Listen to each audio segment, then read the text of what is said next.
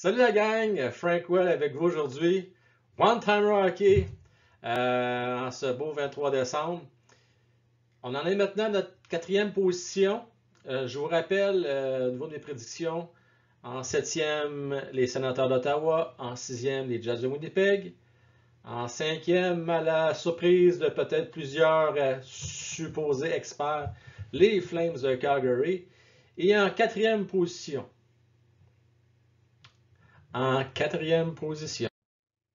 mes chers amis,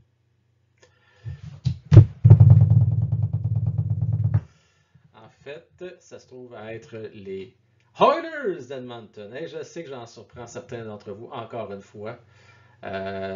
Beaucoup, je pense, les voient plus haut que la quatrième position. Alors maintenant, qu'est-ce qui justifie que les Oilers vont se qualifier par la peau des fesses en quatrième position? Hey, je vous le rappelle, hein, je vous l'ai dit, c'est honnêtement de la position 3 à 5, flip coin, comme on dit en bon français.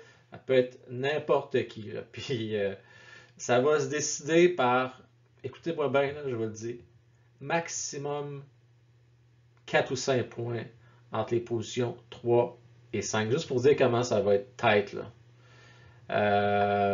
Fait que ça va se décider dans la dernière semaine. Mais pourquoi je pense que les Oilers vont se qualifier de justesse versus les Flames, par exemple? C'est simple. Ils ont les deux meilleurs marqueurs de la Ligue nationale, puis ça, c'est pas rien. Tu sais, Draisaitl puis McDavid, quand tu as ça dans ton club, comme centre 1 et 2, puis tu les mets ensemble sur le même power play, vous savez ce que ça veut dire. C'est que ça veut dire que vous avez, et de loin, la meilleure avantage de la Ligue nationale en power play. C'est du solide, les Oilers d'Edmonton. Ils ont toute une équipe. Ils ont acheté la profondeur. J'aime l'ajout de Turris. Ça coûte pas trop cher. Je pense que c'est 1 million quelque par saison. Ça leur ajoute de la profondeur. Ça vient un peu équilibrer leur quatrième trio. Il y a quand même, je vous dirais, trois bons trios, trois excellents centres avec Nugent Hopkins comme troisième centre, où souvent il va jouer à l'aile par contre là, sur le deuxième trio, mais bon, je ne sais pas comment ils vont organiser nécessairement ces trios, c'est encore un peu tôt pour le dire. Mais non, c'est une offensive redoutable, celle des Oilers d'Edmonton. Mais c'est pas juste une offensive redoutable, c'est une bonne défensive aussi. Je dirais probablement la troisième, peut-être quatrième meilleure défensive de la division Nord.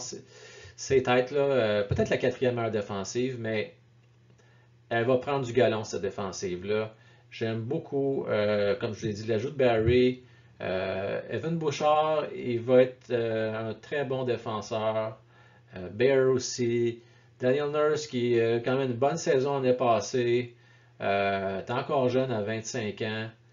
Il peut encore s'améliorer. Défenseur, la progression est plus lente qu'un joueur d'avant. Donc, peut encore s'améliorer. Peut-être même aller chercher 40 points cette année. Non, c'est pas vrai. Là, je vais faire une erreur que vous allez tous faire. Quand je dis 40 points, c'est que dans ma tête, je pense à une saison de 82 matchs. Mais là, il faut toujours que je ramène ça à 56 parties. Les matchs ne sont pas faciles. Fait que ce que je vais faire, c'est que je vais dire probablement, quoi, si on fait le calcul, 0,5 points par match. Ça sera plus facile comme ça. Là. Fait que c'est plus ou moins 28 points comme saison. Fait qu'on va faire un deal ensemble. Là. Je vais y aller par points par match. Ça va être plus facile comme ça. Ça va vous donner une idée. On s'entend, un McDavid puis un Draisaitl, c'est 1,2 points par match. Juste pour vous situer. Là. Donc, c'est à peu près ça. Maintenant, qu'est-ce qui pourrait faire en sorte que les Oilers soient en dehors des séries? Ça pourrait arriver. Ben, encore une fois, c'est le même argument que pour les Flames, là, puis pour les Canucks. C'est fini le gonflage de stats là, avec les équipes de la Californie. On joue en moyenne 14-15 matchs par année contre des équipes très faibles.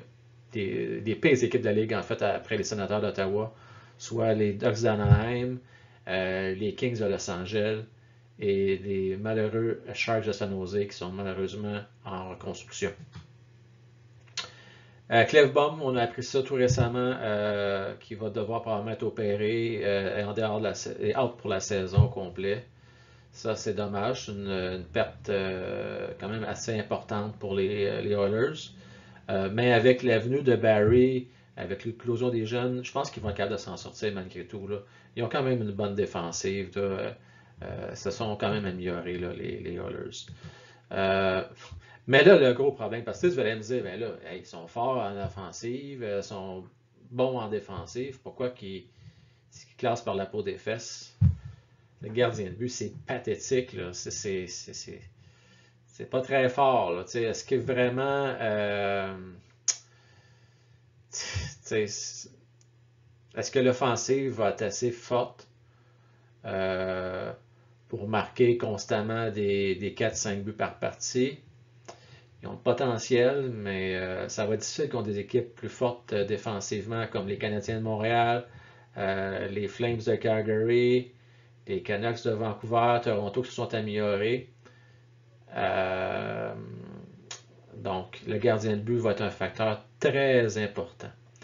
Alors, c'est pour ça, ceux qui ont le sens de l'observation, et qui se rappellent de mes prédictions jusqu'à maintenant, ils disent OK, la défensive c'est important parce que le Canadien n'est pas encore été sorti du lot. C'est-à-dire, je n'ai pas encore mentionné leur nom.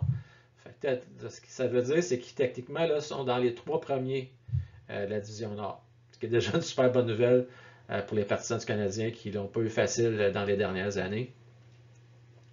Donc, ouais, la défensive, le gardien de but, super important.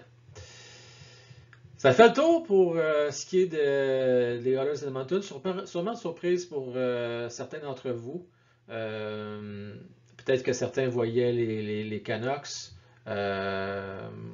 Peut-être le Canadien de Montréal, les Maple Leafs, qui sait. Mais non, comme je vous dis, je peux me tromper, mais à la lecture de ce que je vois là, comme changement qui a été fait,